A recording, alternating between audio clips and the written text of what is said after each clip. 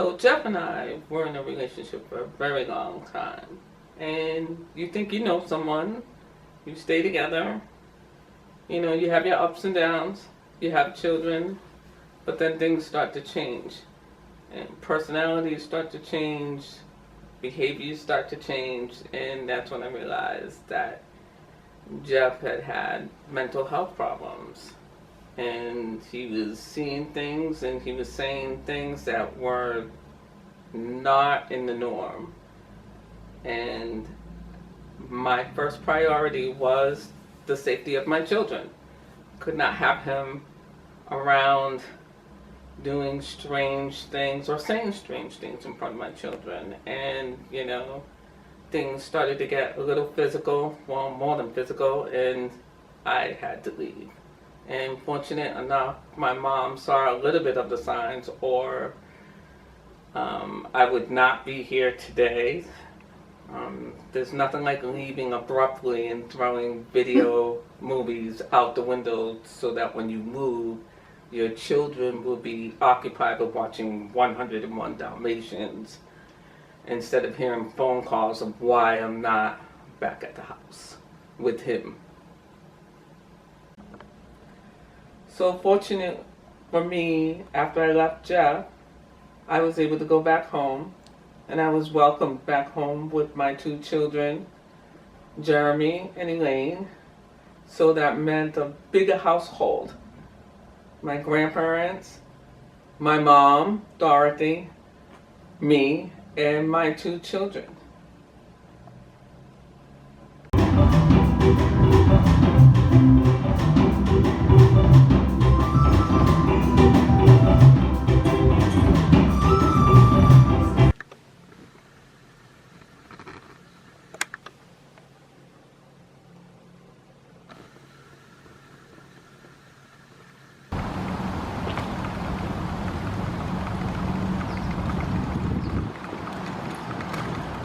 Thank you, Jeremy.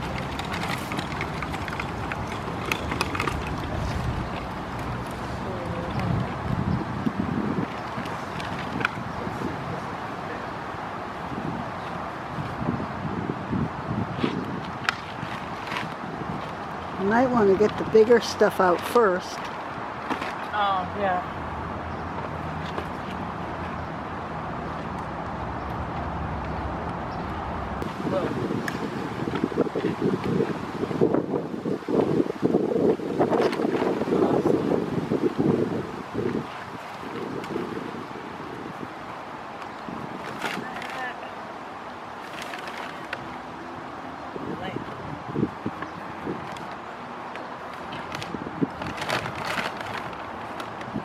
That's it.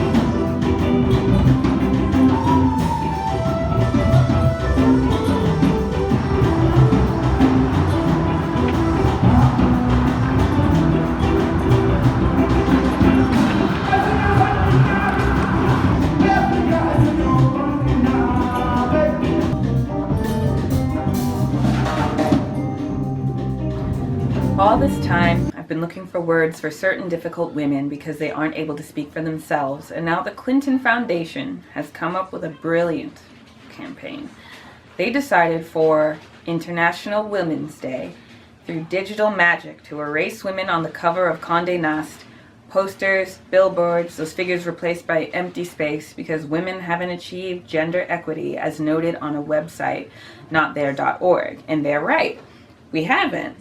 But when I read about notthere.org and saw its flashy graphics, I wasn't thinking about how women are not there yet. Metaphorically, I thought about women who are not there, women and girls who keep disappearing, not from magazines, who don't make the news in Manhattan, like they've evaporated, like illusions. Hundreds in Juarez, 1,200 missing and murdered Native women across Canada. the hands of men. Now you see her. Not there. Not here either. Or anywhere. Maybe only part of the problem is the predatory perpetrator, prestidigitator, who more often than not knows her, knows how to keep her quiet, who may claim to love her even, maybe getting even, or the serial rapist killer in the bushes who bushwhacks her in the dark. You're always safe, says the forensic psychiatrist, unless a monster happens to show up, and then you're not there. Maybe a lonely mandible, maxilla, fibula, or ulna shows up, or a bad body gets dragged from the river, or not. Is this the value we permit a woman's life to have, or not have, throughout a wrong world, a global idea of her disposable parts? In the end, this is not a xenophobic poem, not specific. It's everywhere, not there, right here. Yes, the sun rises anyway, but now the parents are staring past each other, that zero between them like chalked outline in their family photograph, or not.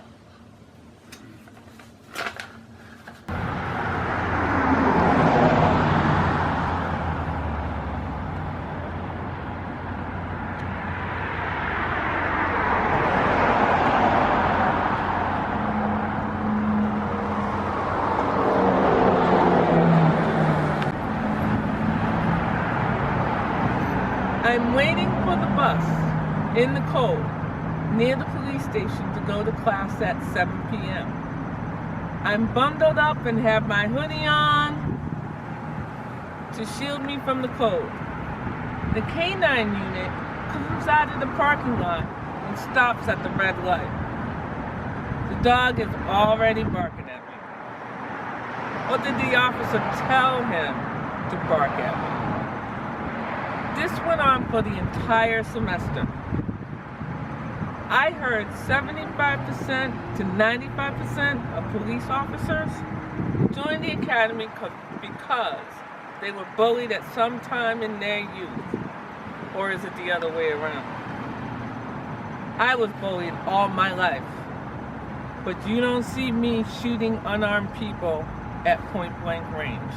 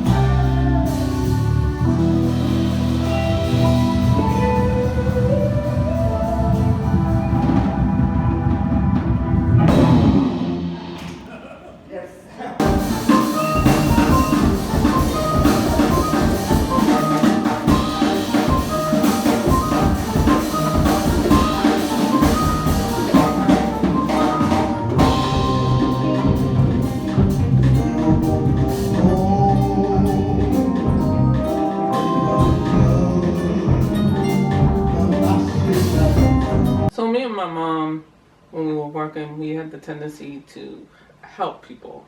We're very people-oriented when it comes to our jobs. So when I was working in transport at UMass, what it gave me is a a bit of a workout pushing people in wheelchairs and stretchers and stuff like that. But what it gave me is a sense of helping people who didn't know what was going on.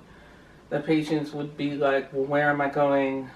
How long does a test take? Even after the nurse or the doctor had explained to them what was going on, they would ask me. Sometimes they would think I was their nurse for wherever they were going to. And I'd be like, no, I'm just taking you there. And they would ask me a whole lot of questions regarding what was happening to them. And I would say to them, you know, when we get you to your appointment, you can ask them anything that you need to ask them. You're free to do that, because a lot of patients are afraid to ask doctors or nurses questions because they think that the nurse or doctor will think that they're stupid. And patients are not stupid. They're just curious to what's going on. So it made me feel good that I could actually help the patients relax and feel better about what kind of test they were going to.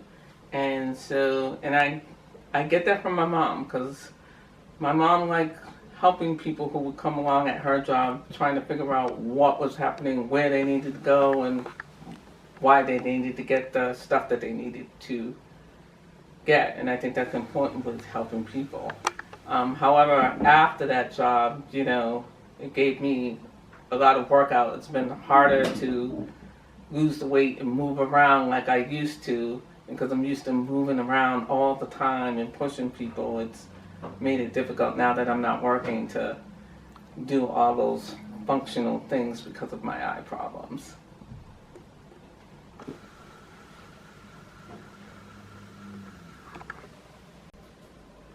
So one of the qualities that I have is talking to people a lot. And so I thought that fit in very well with my job. My daughter always complains, stop talking to people. You're always talking to people. You talk too much. But sometimes talking to people lets you know that, you know, you're willing to listen to what people have to say, or you're trying to get to know them, and then they get to know you. So it's not necessarily a bad thing, but you know, and even if it attracts the wrong person, at least you get to find out, okay, what this person is about, and then you can walk away later saying, okay, this is not the person to talk to. So there's a reason why I have these sunglasses on, and basically they're to protect my eyes from the sun going outside, because 1, I'm legally blind. 2, I also have glaucoma and pain uveitis, which is inflammation in the back of the eyes.